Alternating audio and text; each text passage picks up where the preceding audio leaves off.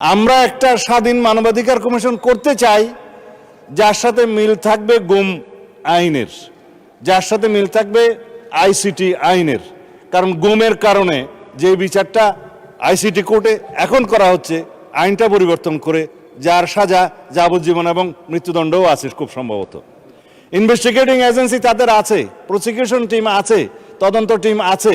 তারা প্রসিকিউশন যখন একটা চার্জশিট দাখিল করে, ওরা বলা হয় ফ্রেমিং অফ দি চার্জের আগে ফর্মাল চার্জ দাখিল করে। এই ফর্মাল চার্জ দাখিল করার পরে ইভেন সেই ইলেকশন করার জন্য আর উপযুক্ত থাকে না।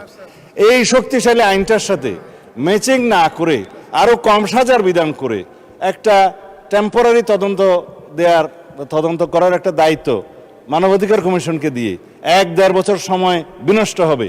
তার চাইতে যিনি ভিকটিম, গুমের ভিকটিম, সরাসরি যদি আইসিটি অ্যাক্টে মামলা দায়ের করতে পারে, সেখানে তদন্ত হবে, তদন্তের জন্য আলাদা অর্গান আছে, প্রসিকিউশন টিম আছে। সেইটা ম্যাচিং না করে একটা গত ইন্টারিম গভর্নমেন্ট একটা, আমি বলবো, বালখিল্যপনা একটা আইন করে দিয়েছে এবং সেটার সাথে মানবাধিকার কমিশনের একটা সিমিলারিটিস থাকবে। স্ট্রং মানবাধিকার কমিশন আমরা করতে চাই।